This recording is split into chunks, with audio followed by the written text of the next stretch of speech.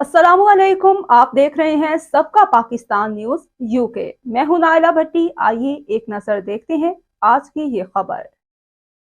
Mayor parlour working council में चाय की दावत पर journalist association of Pakistan UK registered committee बरतानिया के सदर सैयद फरहद काज़मी, ज्वाइंट सेक्रेटरी नईम चौहान और फाइनेंस सेक्रेटरी जुल्फ़िकार कारी की आमद पर इंतहाई मुसरत और तशक्कुर का इजहार करते हुए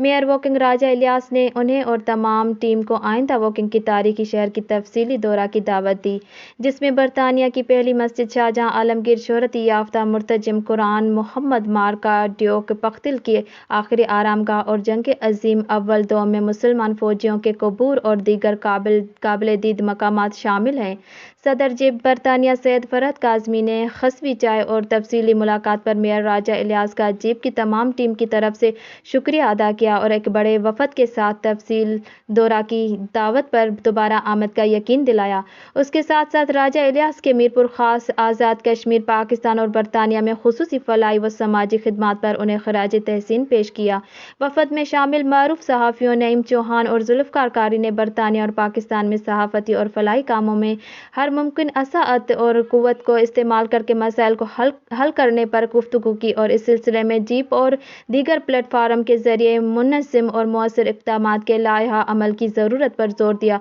मेयर वर्किंग राजा इलियास ने गुफ्तगू करते हुए क्या कहा, आइए जानते हैं सैयद फरहद काज़मी की इस रिपोर्ट में। जी शाह साहब, सबसे पहले तो आपकी, जनाब चौहान साहब की और जनाब जुल्फ़िकार साहब की आमद का बहुत शुक्रिया।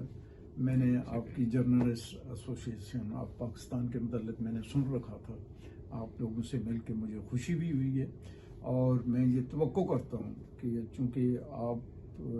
यूरोप में रह रहे हैं, इंग्लैंड में रह रहे हैं, आपको पता है कि मीडिया कितना मौसर रोल अदा करता है। इन ममालिक में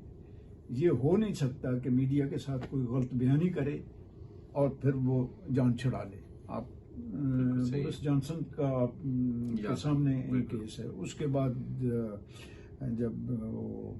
दूसरी खातून प्राइम मिनिस्टर आई तो वो बेचारी 6 हफ्ते भी नहीं निकाल सकी, इसलिए कि उसने बात को थोड़ा बढ़ा के आगे बयान किया हुआ था। तो मैं आपका इसलिए बेहद ममनून हूँ और मशकूर हूँ कि आपने यहाँ के जर्नलिज्म से जो कुछ सीखा है आप उसको प्रैक्टिस करेंगे और इंशाअल्लाह आपकी कोशिशों से एक मुस्बत चेंज आएगी,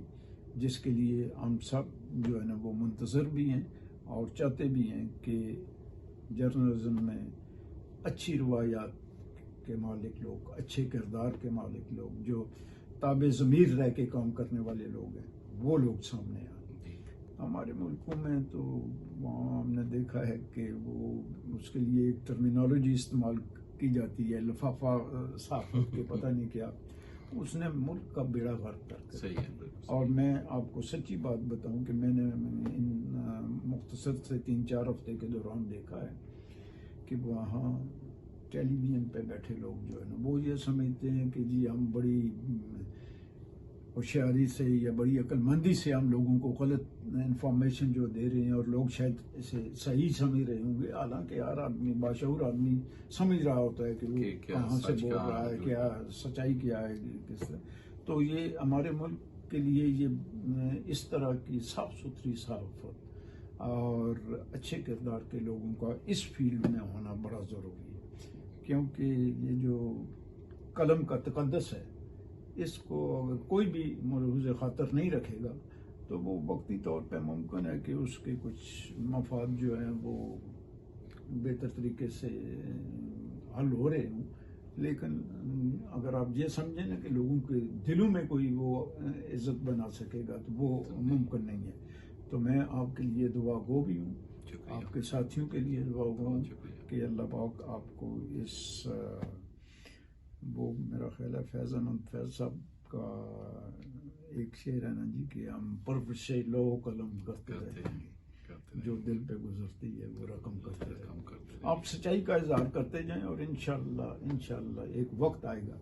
कि लोग महसूस करेंगे कि हाँ यार फ़लाँ ग्रुप जो है ना, फ़लाँ तंजीम जो है ना, उसने कुछ मुस्बत रोल अदा किया है। बहुत शुक्रिया, बहुत शुक्रिया।